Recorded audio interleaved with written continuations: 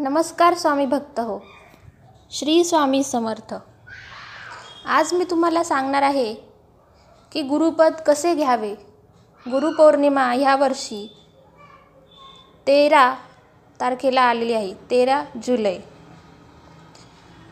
ही जी पौर्णिमा आहे तिला आपण आषाढ पौर्णिमा असे सुद्धा म्हणतो.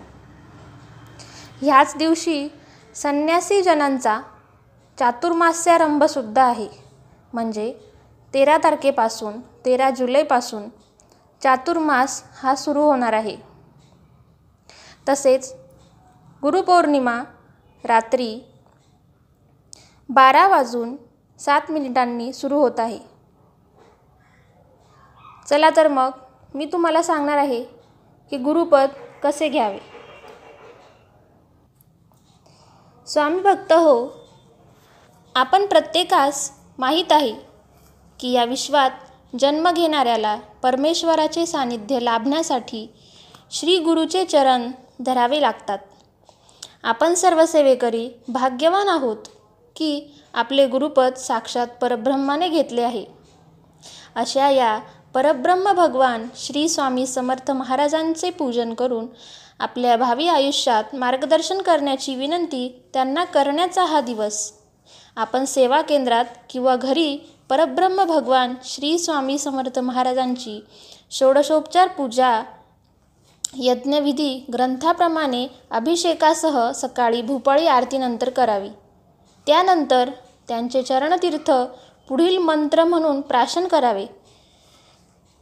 तो मंत्र असा आहे की अकाल मृत्युहरणं सर्वव्याधी विनाशनं श्री स्वामी समर्थ पादोदकं तीर्थजठरे धारयाम्यहम. मंत्र परत म्हणते, अकाल मृत्युहरणं सर्वव्याधी विनाशनं श्री स्वामी समर्थ पादोदकं तीर्थजठरे धारयाम्यहम.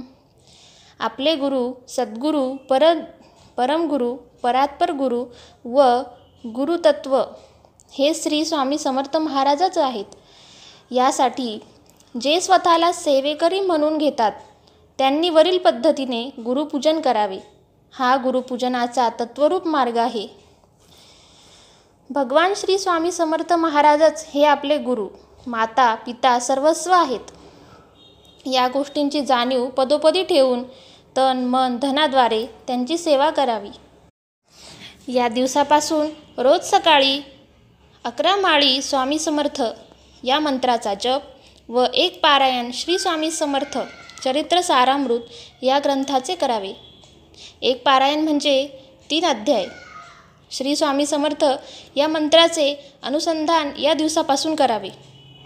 तुम्ही 11 माळी तसेच पूर्ण स्वामीचरित्रही वाचू शकतात. आणि स्वामीचरित्राची नवीन आवृत्ती ही कमी ओळींची तसेच शॉर्टमध्ये दिलेली आहे. तुम्ही ही कमी वेळात ही वाचू शकता. जर तुम्ही एखाद्या नोकरीवर असाल किंवा नोकरदार असाल तर कमी वेळेतही ही सेवा होऊ शकते. तर स्वामी भक्त हो, श्री स्वामी समर्थ या मंत्राचे अनुसंधान या दिवसापासूनच करावे. गुरुपौर्णिमा हा एका सेवेकऱ्यासाठी अत्यंत मोठा उत्सव आहे.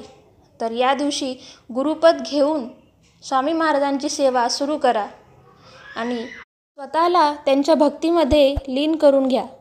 जर माझा व्हिडिओ आवडला असेल तर लाईक करा, शेअर करा, कमेंट करा आणि माझे चॅनल सबस्क्राईब करायला विसरू नका. धन्यवाद.